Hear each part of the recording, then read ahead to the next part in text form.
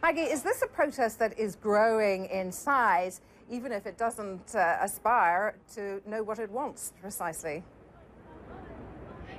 Yeah, Fionnuala, certainly when we came down here this morning, as I said earlier, it looked like the media were sort of outnumbering the protesters. We are at HQ. I just want to have Jamie just pan behind us. This is the park where they've set up the headquarters for Occupy Wall Street. But I have to say, as we're entering sort of lunch hour, there's certainly a lot more curiosity seekers, at least. And we have a row of zombies who are going to be making their way up this side of the square, who are about to march. We're not exactly sure where, although one of them told us down toward the stock exchange, which could prove to be an issue because security there is really tight. And of course, we know what happened yesterday when the marchers left this area, which has sort of been okayed by the NYPD, and went off. So we're going to have to watch and see what happens. But I want to bring in someone who's been here almost from the first day, Giles Clark, who is a freelance photographer. Giles, you've been down here since day 2.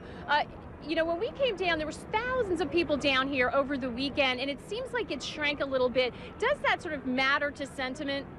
Not at all. I think the fact is that it started off down here on Wall Street, day 1, as a single unit. Last Friday there were 66 cities. This morning there are 121 across the state. So it's very much become a social revolution on the internet. So right, it's not about the numbers here. Right. Yesterday was swollen by the fact that there were much more press regarding the arrests. So yeah, let's talk about that for a second. And also, it should be noted, they're live streaming it too, which sort of helps with the social media aspect of it. The arrest is what got a lot of media attention. Is that going to change the sort of strategy or tenor? You guys were down here for a few weeks, and you know people were paying attention, but not so much. All of a sudden, they're arrested, and everyone turns out. So far, they've been peaceful. Is that going to change the strategy? Not at all. I think the main thing here is that this has always been a non-violent, a peaceful protest, so I think that it's only going to continue like that.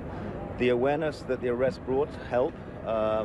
It wasn't a strategy that we had planned to have any kind of violence, so this is only to do with marching peacefully.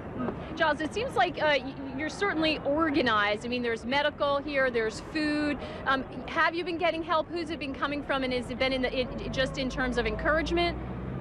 I think the main thing is that there's now such a groundswell of the public behind us.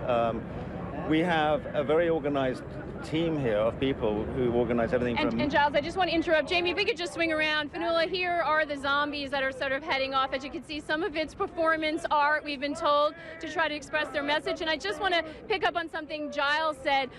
This is very much about spreading the word. There are a lot of different issues here. There's peace, there's war, the environment, frustration with the economic situation. When you ask people what they're trying to achieve, Giles, you know, when we've seen other social media things, it's been about one thing, regime change, and it's had such an effect. Does it hurt you that the message is so spread out and diverse? What are you looking for? Not at all, not at all. I think if it shifts the political discourse of this country, then that alone is a victory.